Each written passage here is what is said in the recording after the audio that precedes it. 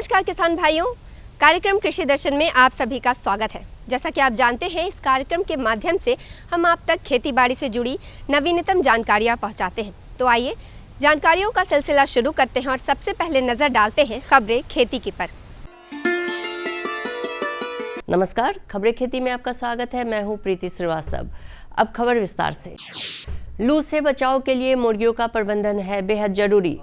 मछली पालन के पहले तालाब की वैज्ञानिक तैयारी जरूरी, सफाई और समतलीकरण पर दे विशेष ध्यान। मशरूम की उन्नत प्रभेद से करे खेती, बढ़ेगा मुनाफा।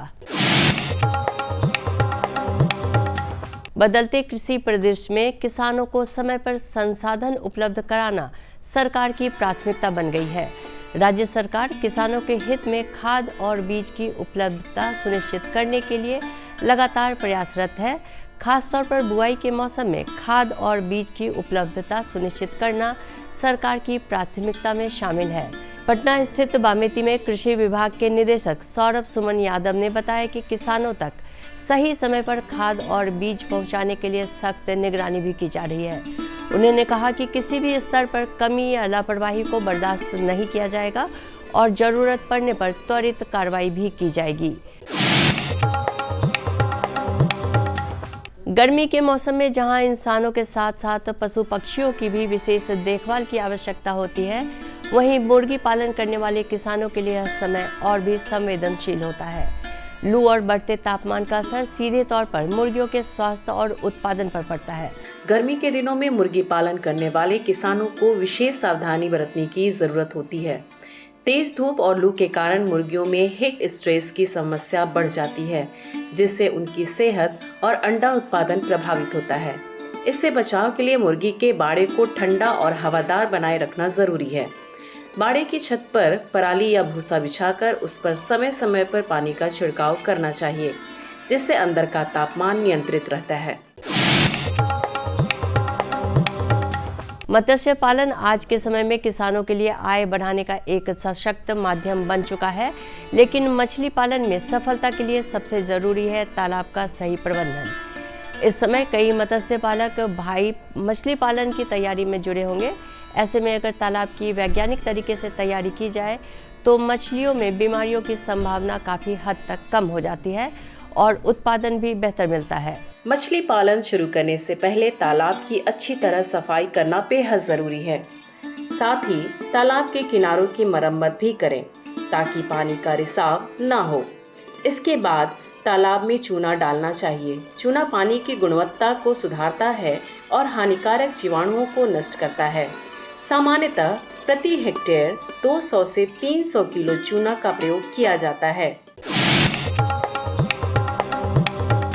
उन्नत प्रभेद। आज हम बात करेंगे बटन मशरूम की उन्नत किस्मों की, जिनकी वजह से मशरूम उत्पादन किसानों के लिए एक तेजी से बढ़ता हुआ लाभकारी व्यवसाय बन गया है। बाजार में आज MS39, NCS6 और NCS11 जैसी कई आधुनिक किस्में उपलब्ध हैं, जो अधिक उत्पादन, बेहतर गुणवत्ता और लंबी शेल्फ लाइन के लिए जानी जाती है।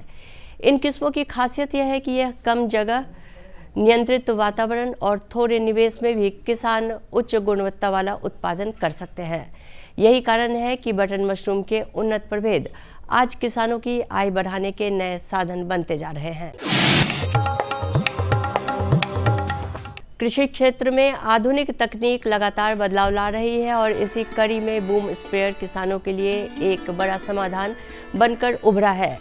यह यंत्र बड़े खेतों में कीटनाशकों, खरपतवार नाशकों और पोषक तत्वों का समान एवं नियंत्रित छिड़काव सुनिश्चित करता है। बूम स्प्रेयर की सबसे बड़ी विशेषता है सटीक मात्रा में स्प्रे, जिससे न केवल दवा की बचत होती है बल्कि फसल पर समान कवरेज मिलने से रोग और कीट नियंत्रण में भी अधिक प्रभावी हो जाता है। परंपरागत तरीके की तुलना में यह मशीन समय और श्रम दोनों की बचत करती है।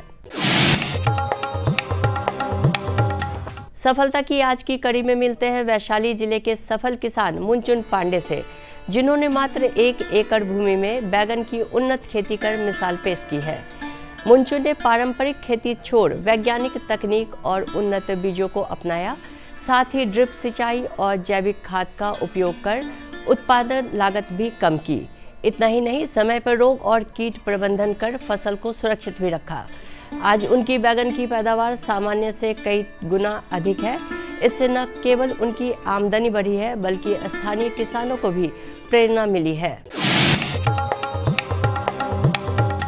आइए अब एक नज़र डालते हैं मंडी भाव पर। आइए अब चलते हैं राजधानी पटना के थोक अनाज मंडी में और जानते हैं गेहूं एवं चावल के ताज़ा भाव।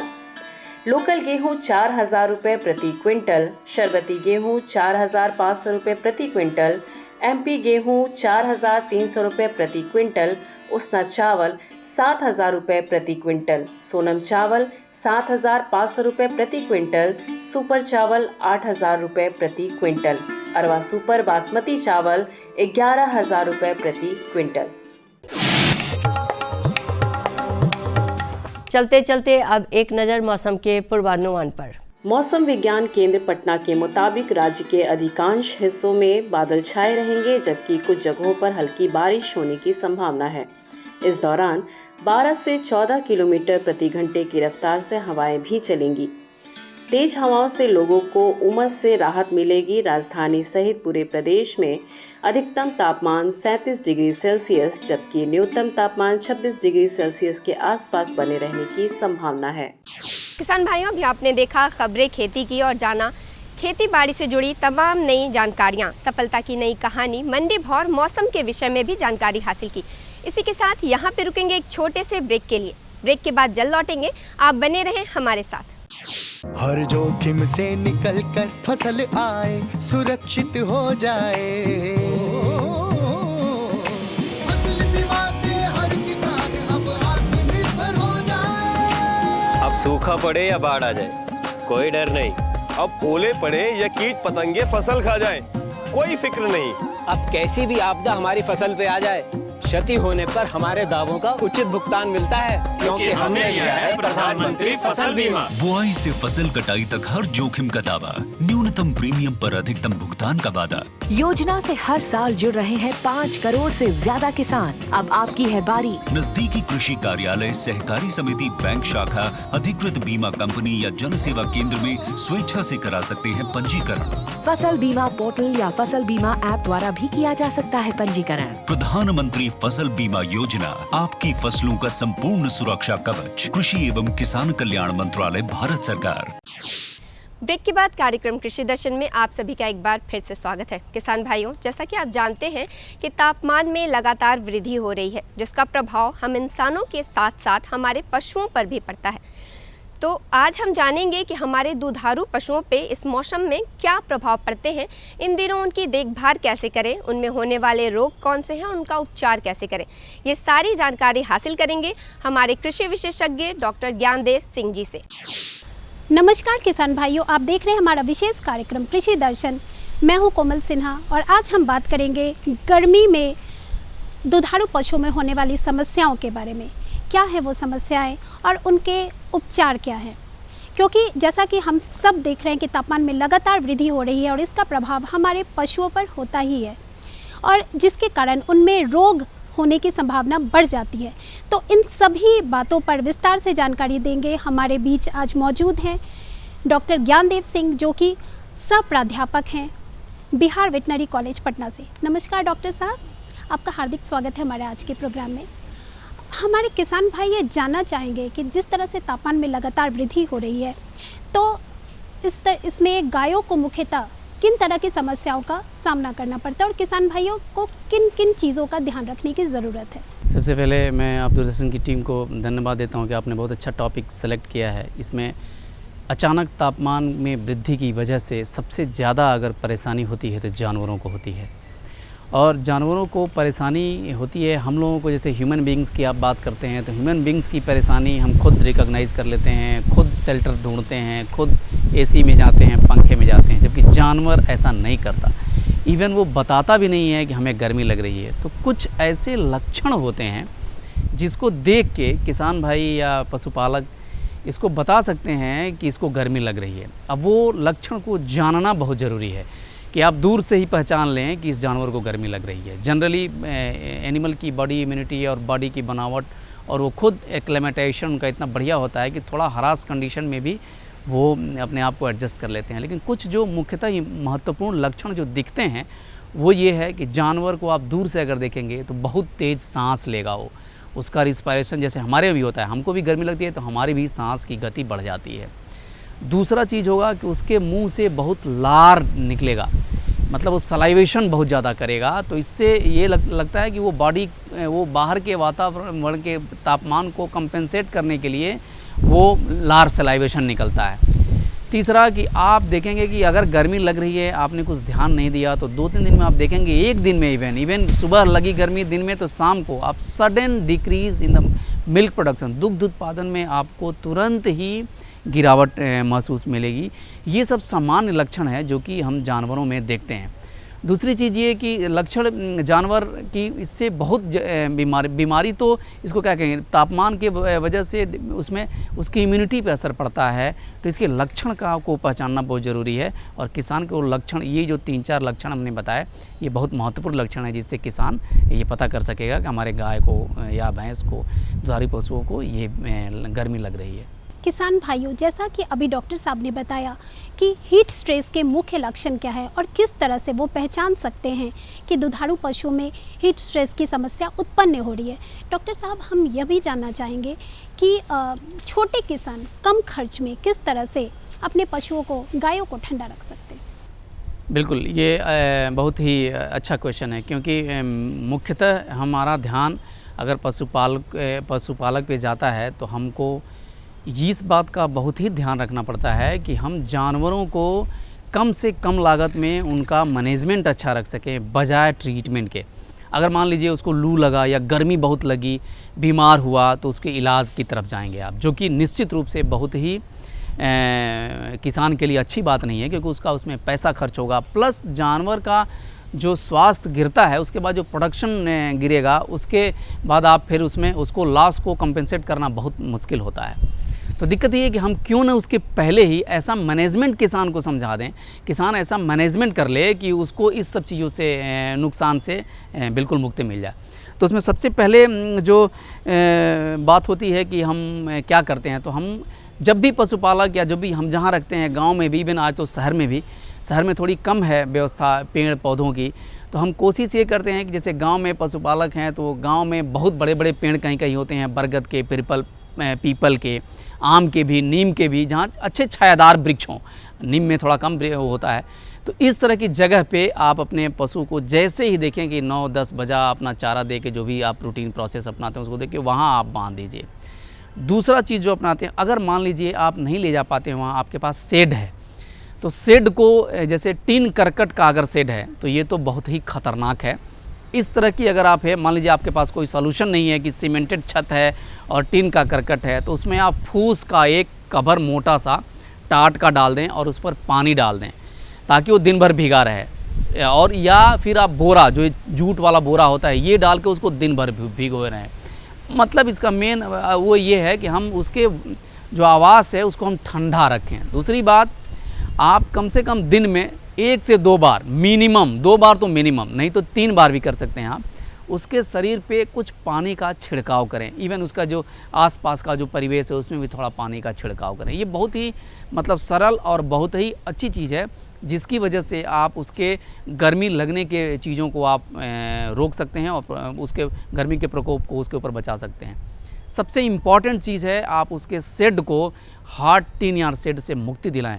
नहीं तो अगर आप प्लेन इवन सीमेंटेड या उसमें बांध दिए, प्रॉपर वेंटिलेशन ये बहुत इंपॉर्टेंट है। किसी जानवर को आप इस तरह बांध दिए कि टीन का शेड है या सीमेंटेड छत है और उसमें कोई भी खिड़की या इस तरह की चीज़ें नहीं हैं, तो ये बहुत ख़तरनाक है। उसमें प्रॉपर वेंटिलेशन होना बहुत ज़रूरी है। तो ये आवाज़ से संबंधित और इस तरह की चीज़ों को फॉलो करके पेड़ के नीचे रखना, पानी का छिड़काव करना, थोड़ा वेंटिलेशन रखना, छत पे टीन शेड या उस पर हमको फूस का मोटा वो लगा के प्लस या जूट का बोरी लगा के उसके वातावरण को वहाँ आवाज़ को ठंडा रखना, ये सब कुछ चीज़ है जिसके बेसिस पे हम उसके बहुत सस्ते हैं भी, तो इससे हम कर सकते हैं और उसको मुक्ति दिला सकते हैं। किसान भाइयों, डॉक्टर साहब ने हमें कितने आसान तरीके से बताया कि कम खर्च में वो किस तरह से गायों को ठंडा रखा जा सकता है और साथ ही गर्मी के प्रकोप से उन्हें बचाया जा सकता है।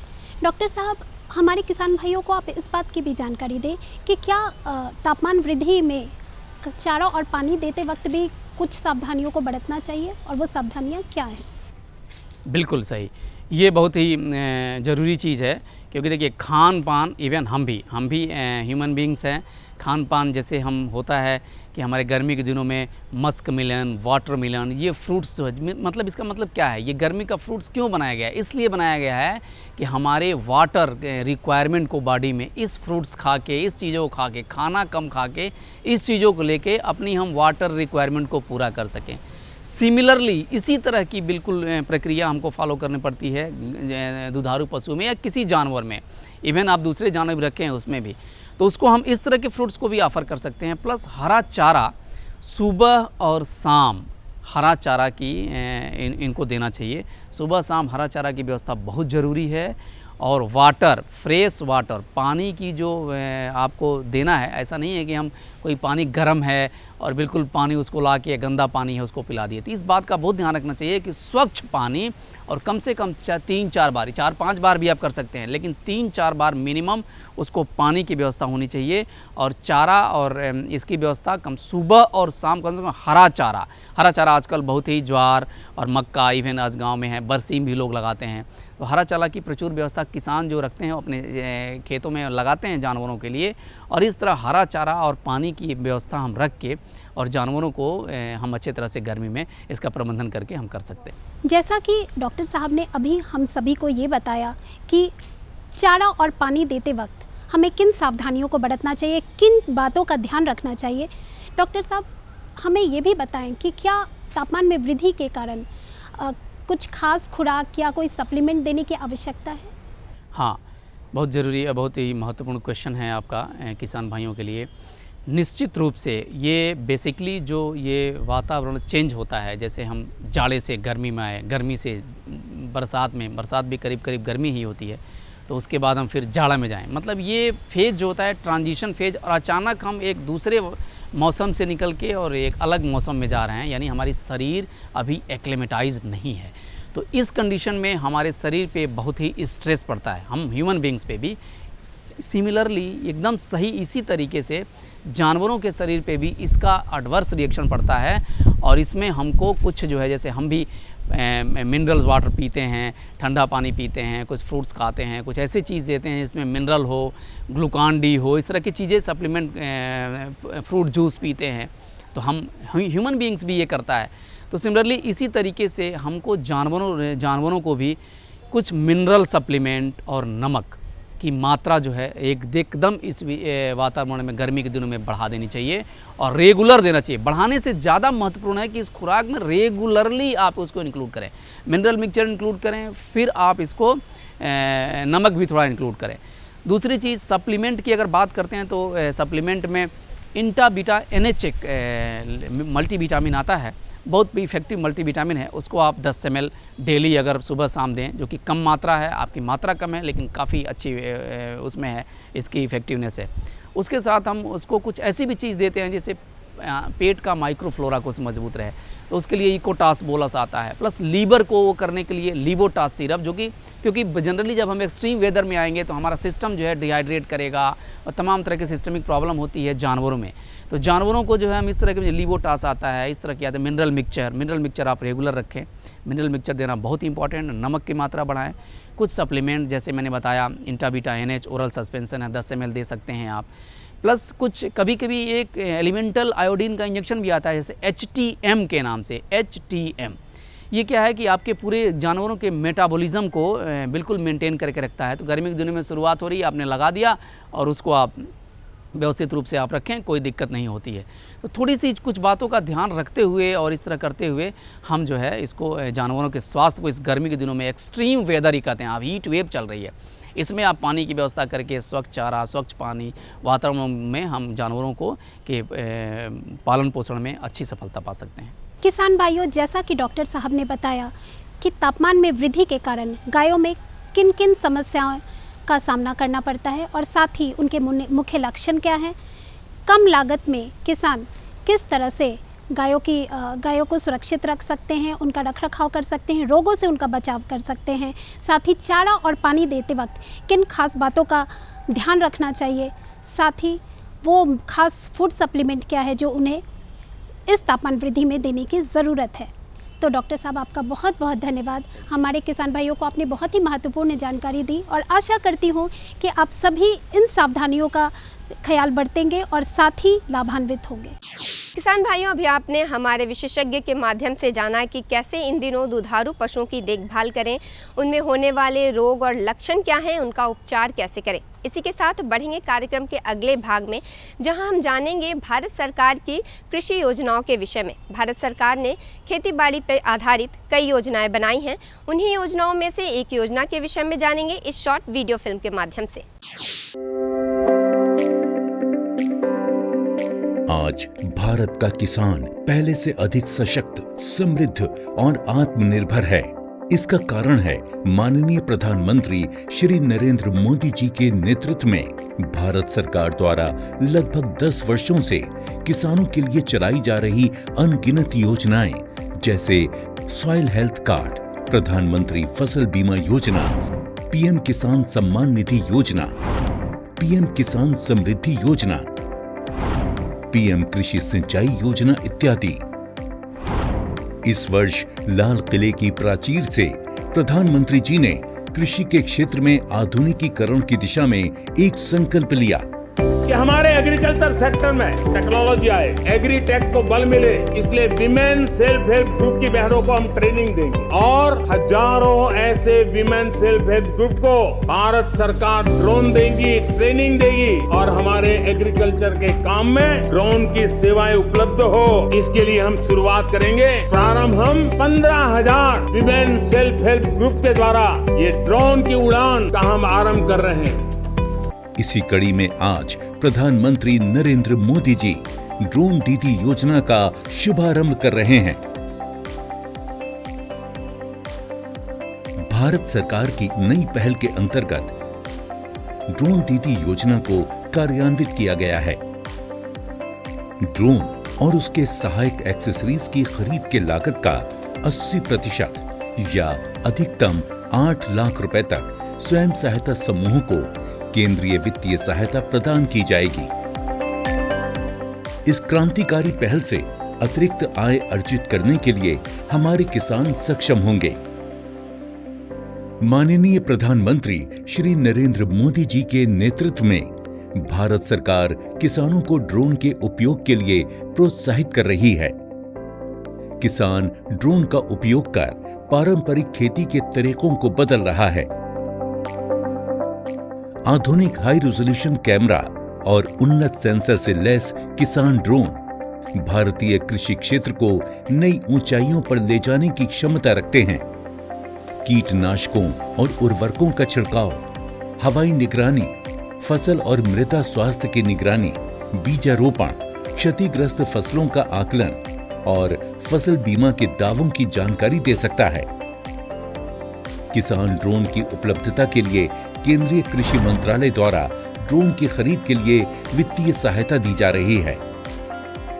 ड्रोन दीदी योजना को अपनाने से स्वयं सहायता समूह की महिलाओं पर व्यापक प्रभाव पड़ेगा और इनकी आय में भी वृद्धि होगी। थैंक यू प्रधानमंत्री जी। कल तक जो हमारे किसान संसाधन के अभाव में कठिनाइयों में थे, वो अब नई तकनीक की ताकत से मजबूत हो रहे हैं और यही परिवर्तन हमारा नया भारत है, जिसकी गूंज पूरी दुनिया में सुनाई दे रही है। तो किसान भाइयों, आज के कार्यक्रम में आपने विस्तार से जाना कि दुधारू पशुओं की गर्मी के मौसम में देखभाल कैसे करें, साथ ही साथ भारत सरकार की कृषि योजनाओं के विषय में भी जानकारी हासिल की। उम्मीद है हमारे द्वारा दी गई आज की ये जानकारियाँ आपके लिए बेहद ही लाभकारी रही होंगी। तो आज के लिए बस इतना ही, लेकिन इस वादे के साथ आपसे लेंगे विदा कि कार्यक्रम के अगले भाग में खेतीबाड़ी से जुड़ी ऐसी ही और नई जानकारियों के साथ हम फिर से हाजिर होंगे। तब तक के लिए मुझे और हमारी कृषि दर्शन की पूरी टीम को दीजिए इजाज़त। नमस्कार। हमारा पता है कृषि दर्शन, कमरा नंबर 203, द्वारा केंद्र निदेशक, दूरदर्शन केंद्र पटना, फ्रेजर रोड, पटना। आप हमसे ईमेल के माध्यम से भी संपर्क कर सकते हैं। हमारा ईमेल है directorddkpatna@gmail.com या kddkpatna@gmail.com।